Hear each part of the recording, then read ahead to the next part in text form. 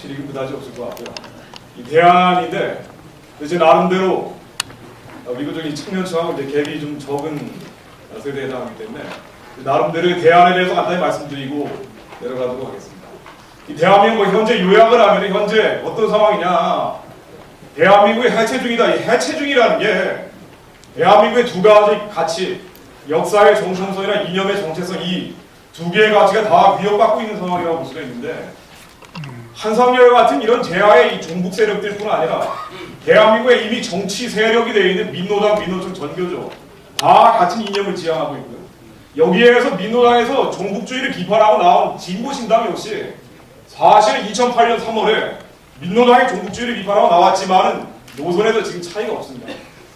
이들이 공격하는 게 대한민국의 역사의 정통성, 이념의 정체성, 즉 대한민국의 한반도 유일합법 정부라는 걸 부정하면서 북한의 해남 노선인 미군 철수 보안법 절배 연방계 통일을 그대로 따라가고 있습니다. 또 하나 이념의 정체성, 대한민국의 자유민주주의 시장 경제 이거를 근본적으로 회의하고 부정하기 때문에 사회주의적 성격을 가지고 있고 그런데 가장 이 심각한 문제는 민주당까지 대한민국의 제1야당이고 예전에 집권했고 앞으로 집권할 수 있는 민주당까지 이들 대한민국을 해체하고 있는 세력들에 가담하고 있다. 이게 심각한 문제죠. 그리고 보다 근본적인 문제는 이러한 대한민국의 가치에 대해서 회의하고 부정하고 있는 현상에 대해서 한나라당이 아무런 방어 기제를 동원하고 있지 않다. 이게 근본적인 문제라고 볼 수가 있습니다. 예를 제가 몇 가지만 들고 그 다음에 이제 본론으로 그냥 넘어가겠습니다. 대한민국이 가치가 위협받고 있다. 예를 들면 민노당 같은 경우에 강령에 미군 철수 보안법 폐지, 연방제 통일, 국정원 해체 그리고 우리가 지향하는 새로운 해방 공동체, 새 세상을 위해 자본주의 체제를 극복하자 사회주의 이상을 지향한다. 즉 대한민국의 역사의 정통성, 이념의 정체성을 그대로 부정하고 있고요. 그런 맥락에서 이번에 3대 세습, 천안함 사건은 말할 나위도 없고 북한이 일방적으로 맹목적으로 옹호했을 뿐 아니라 3대 세습에 대해서도 민노당의 입장을 보면은 우리는 북한에 대해서 언급하지 않는 게 우리 그리고 당 대표인 이정희 의원까지도 우리 당은 물론 나의 입장이다. 북한에 대해서 우리 민족이라고 하면서 북한에 약간의 기근이라도 생기면은 빨리 쌀 주고 비료 주고 달라줘야 된다라고 열심히 주장하는 사람들이 북한의 3대 세습에 대해서는 침묵하는 게 이들의 입장이라고 얘기하고 있고 이들에서 떨어져 나온 진보신당 그럼 좀 다르냐? 대한민국의 건강한 진보, 좌파라고 볼 수가 있느냐? 제가 왜 이 얘기를 드리냐면은 제가 지방 가서 이 청년들한테 얘기해 보면은 민노당은 종북주의여서 싫은데 그래도 진보신당은 좋다고 하는 친구들이 많아서 제가 이런 말씀을 드립니다. 그런데 과연 그러냐? 진보신당의 강령을 보면요. 미군 철수 보안법 폐지, 국정원 해제, 민노당과 사실상의 차이가 없습니다. 그리고 우리가 지향하는 게 한국은 지옥이기 때문에 대한민국을 지옥이라고 규정을 하고 자본주의를 극복해서 우리의 목표는 단순히 정부를 교체하는 게 아니라 국가를 새로 세우는 거다 라고 하면서 이번에 3대 세습에 대해서 이 조선일보까지도 진보신당이 비판했다라고 긍정적인 기사를 썼습니다만 원문을 보면 전혀 그게 아니죠. 조승수 의원이 진보신당의 조승수 의원 대표입니다. 이제 북한의 3대 세습에 대해서 비판적인 얘기를 시작하면서 그 다음에 무슨 얘기를 했느냐. 진짜 문제는 삼성 재벌이다. 이병철, 이건희, 이재용에 이르는 남한의 이런 재벌 3대 세습이 진짜 문제다라고 비판합니다.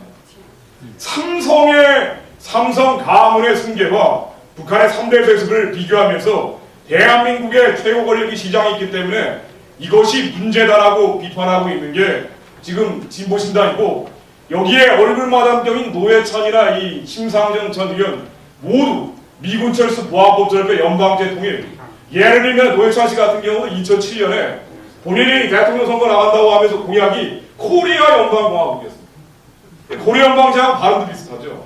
그대로 북한의 주장을 따라가면서 이분보다는 약간의 노선이 마일드하다라고 평가받고 있는 심상정 전 의원이지 뭐라고 주장하느냐 이런 주장합니다. 헌법의 토지 국유화를 도입해야 된다.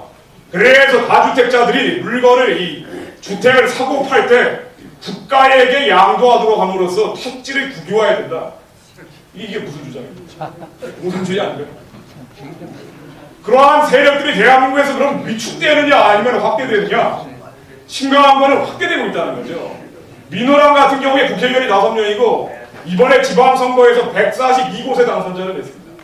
진보신당 역시 국회의원이 1명이고 지방선거에서 15곳의 당선자를 냈습니다. 여기에 대해서 생각할 수 있는 게 대한민국의 가치 이거를 근본적으로 부정하는 민주당을 빼더라도 대한민국의 가치를 근본적으로 부정하고 북한의 대남 노선을 따라가고 있는 세력들이 지방의회에서 수백 개의 의석을 가지고 있고 국회에서도 10여 석에 가까운 의석을 가지고 있다.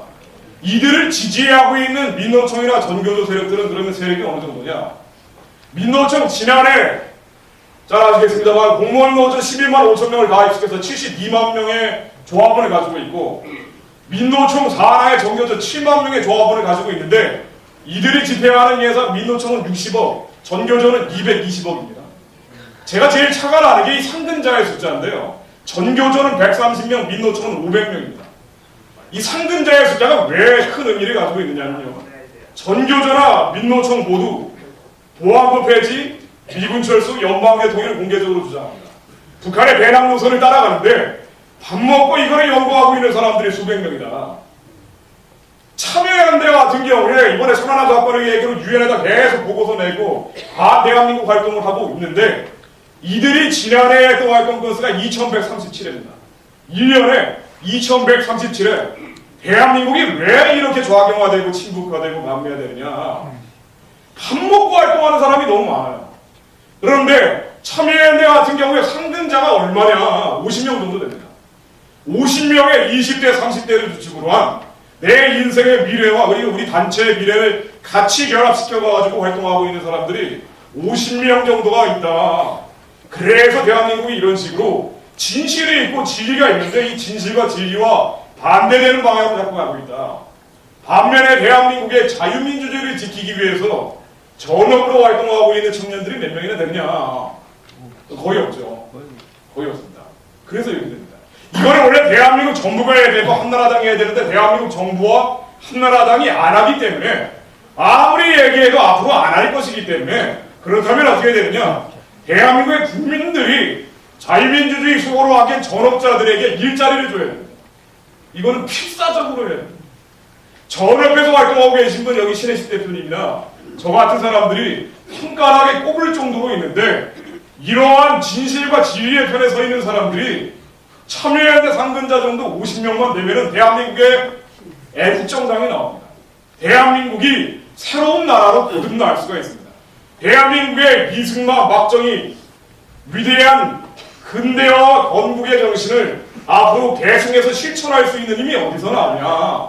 이 전업자에서 나온다고 볼 수가 있습니다. 앞으로 이들 세력들이 어떻게 되겠느냐 더 커집니다.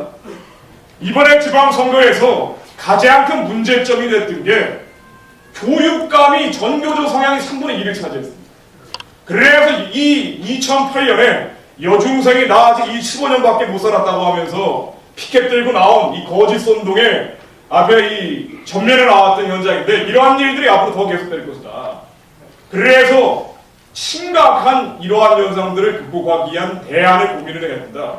여기에 한나라당 방관하고 침묵하고 있고 민주당 적극적으로 가세하고 있는데 천안함 사태에 대해서 박정원 대표 우리 성숙된 국민은 북한이 아무리 했다고 해도 속아 넘어가지는 않는다. 박영선 의원 계속 이런 주장하셨죠. 미국 해군 잠수함과 관계있다. 정세균 전 대표 천안함이 북한이라고 했다고 하고 이제 발표를 하니까 이거에 대해서 천안함 사고를 일으킨 책임 있는 사람을 군사법원에 회부해라. 북한이 사고를 일으킨 게 아니라 대한민국 국군이 일으켰다는 식으로 얘기를 합니다. 한명숙 전 서울시장 후보께서는 유세 중에 이런 유명한 얘기를 했습니다. 46명의 꽃다운 청춘을 차가운 바다에 수장시켰는데 그게 누구냐? 대한민국 정부가 했다는 식으로 얘기했어요. 북한이 아니라. 이번에도 최근에도 마찬가지인데 박영선 의원 스크류와 안기면서 기뢰선을 또 주장을 하고요. 그리고 박정 원내대표 계속 망언들을 하고 있죠. 천안함이 북한의 소행이다 아니다라고 규정한 적이 없다. 그리고 북한의 3대 세습에 대해서도 그건 상식이기 때문에 영국 왕과의 세습과 비교를 합니다. 이러한 일들이 왜 주장이 되고 있느냐? 제가 이 상근자를 강조해서 말씀드렸는데 왜 대한민국에서 민노당, 진보신당, 민주당 이러한 정치 세력들이 천안함 사건이나 3대 세습에 대해서 북한을 편을 들고 대한민국에 해가 되는 방향으로 주장하고 있느냐, 이러한 배경이 있습니다. 제가 보여드리는 영상은 이 참깨방송에서 2월에 국회에서 촬영한 영상인데요. 박지원 원내대표께서 하시는 말씀을 한번 들어보시죠. 이게 소리가 안 나오나요?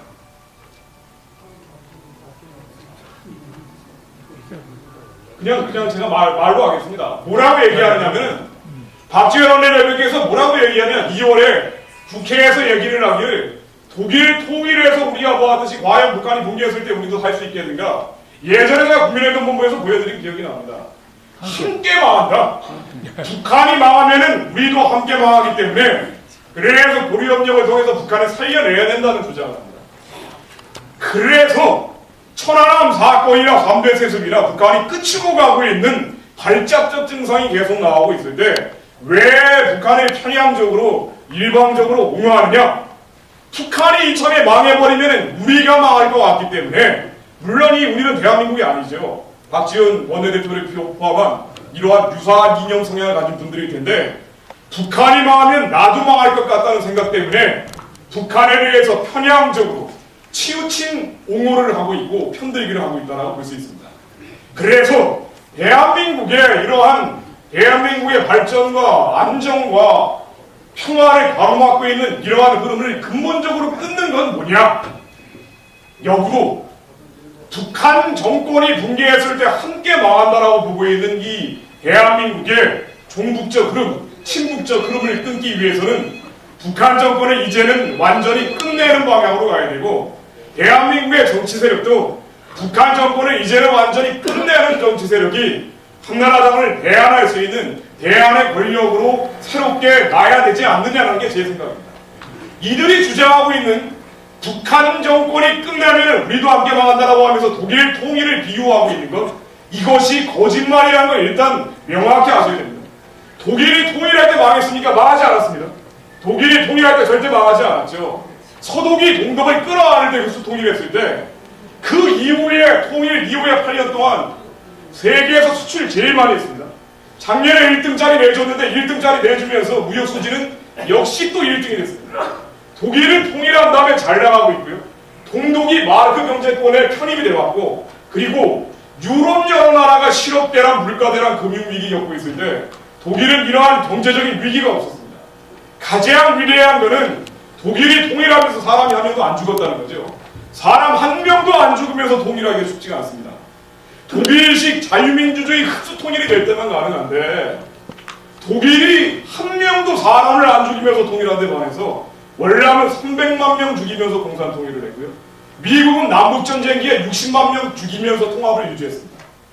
대한민국이 헌법에 입각해서 평화적으로 북한 정권을 해체하고 자유민주주의로 통일할 때 사람 죽이지 않고 남한의 국민들도 잘 살 수 있고 북한의 주민들도 자유케 할 수 있는 자유민주주의 통일을 할 수 있는 기회가 지금 오고 있는데, 그러면 북한 정권이 망할 것 같으니까 남한의 수구 반동 세력들이 이거를 필사적으로 막고 있는 게 지금 대한민국의 이념대립이다, 이렇게 정리할 수가 있습니다.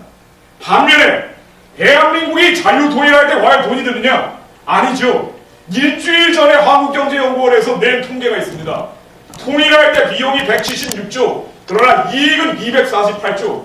이익이 비용보다 훨씬 많습니다. 북한이 개발이 되어 있지 않기 때문에 대한민국이 통일 과정에서 들어가는 돈은 북한을 개발하는 돈입니다. 북한의 철도 까는 돈이고, 북한의 공장 만드는 돈이고, 북한의 회사 만드는 돈입니다. 우리의 투자는 이익이 있다는 가정하에서 투자하는 것이기 때문에 통일은 이익이 훨씬 더 많고, 뿐만 아니라 북한에 매장되어 있는 지하자원만 따져도 지난해 국회 보고된 게 6,918조 원, 통일 비용보다 수백 배 많습니다. 우리가 대한민국 헌법에 입각한 평화적인 자유민주주의 통일을 할 때 여기에 돈 든다고 걱정할 일이 아니다. 자유통일은 돈을 쓰는 게 아니라 버는 것이고, 오히려 남한의 이 불평 불만 세력들이 마구잡이로 확산되고 있는 그 진앙, 이 불평 불만의 진앙인 불안과 실업을 근본적으로 없애버리고 30년을 없애버릴 수 있는 엄청난 대한민국의 에너지가 자유통일 과정에서 나올 수 있다. 그래서 자유통일은 300만 개의 일자리를 만드는 건데, 이 기회가 우리가 할 수 있는 역량이 되고 그리고 앞으로 예측이 되고 있는데, 이제 이 기회가 오고 있습니다. 기회가 북한 내부에서 경제가 몰락하고 김정일이 죽어가고 3대 세속으로 민심이 이반하면서 이제는 기회가 오고 있는데, 북한의 시장의 혁명적 변화가 또 다른 촉매가 되고 있습니다. 북한에서 민심 이반이 너무 커지고 있는데, 그 배경이 바로 이 시장입니다. 시장을 통해서 생계를 유지하고 있는 사람들이 80% 이상이 되면서 북한 내부가 흔들흔들거리기 시작했다. 그래서 남한에 있는 친북, 종북 세력들도 필사적으로 거짓 선동을 싸우면서 북한 정권을 옹호하고 있지만, 이것은 뒤집어 볼 때 이제는 북한이 망할 때가 다 됐다라고 볼 수가 있습니다. 북한이 망할 때가 다 됐다고 보기 때문에 이제는 이들의 최후의 와락을 정리를 하고, 이제는 대한민국이 북한 체제를 와해시킨 다음에 자유통일로 갈 때가 왔다. 북한 내부에서 소리가 나오면 좋은데 아쉽습니다.